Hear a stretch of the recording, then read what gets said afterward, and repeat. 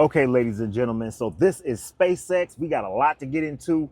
Let's get it popping. So SpaceX just went public in the largest IPO in human history. And it's not just about rockets anymore. It's about building the future of AI where the only limits are your imagination. So just picture it.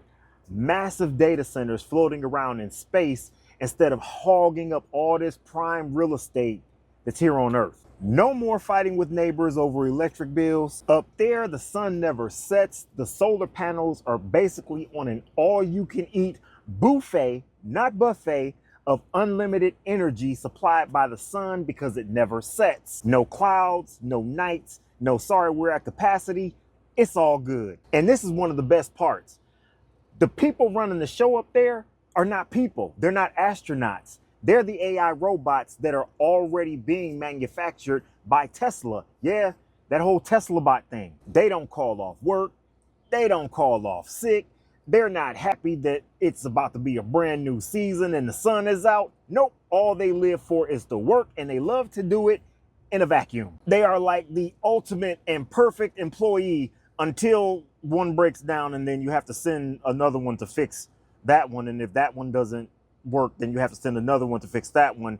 It's like an ongoing, fixing it to fix it and to get it done. But this is the part though, to make sure that you can switch out these robots and to make sure everything is humming along the way it's supposed to be, you may have to launch anywhere between 2 to 3 to 4 rockets per day to make sure everything is running. So that's going to be a lot of new job creation for the people who are involved in those particular launches. Now, with all of this capacity, there's a few things that you got to remember are the picks and shovels of the operation, mainly copper and silver. There's going to be a serious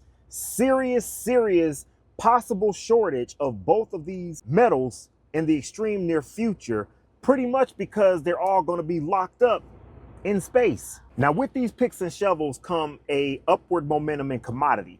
Currently, silver is sitting at $68 an ounce. But with this and what it's actually needed for the space stations, we could see a spike in silver between anywhere between $150 to $300, depending on the need of the space stations themselves. And copper sitting at about $6 plus, we could see that jump to about maybe $12 to $15 a pound. Now, on top of those two critical minerals, there's another one that's not mentioned anywhere at all. That's indium phosphide.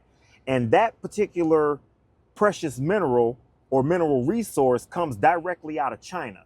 Now, with the US and China beefing the way that they are, and with the energy struggle going on right now, and Venezuela, being taken over by the United States, and then the Strait of Hormuz being closed as long as it has been, there may be some serious setbacks and price fluctuation along the way. But that mineral is critical, not just here on Earth, but to all data centers, regardless of them being out of space or not. Quite literally, you cannot have an AI data center without it. But wait, there is competition.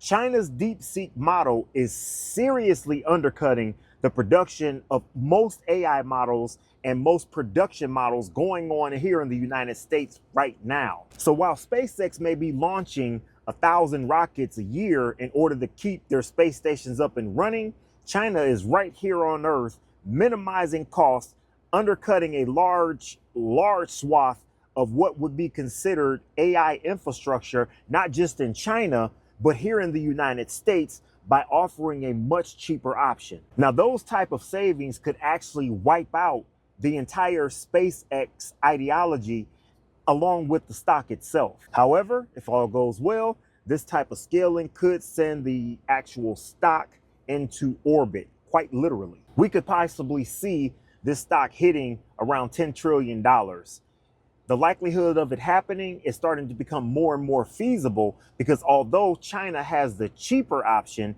we have the monopoly on the power needed to power the data centers themselves. Our grandkids could be possibly calling it a $10 trillion company when we're old and gray, or older and gray, as old and gray as I am right now. So in short, this is not just space travel. This is the future powered by abundance. Literally the sun. Anyway, I'm about to get out of here. Y'all be cool. Peace.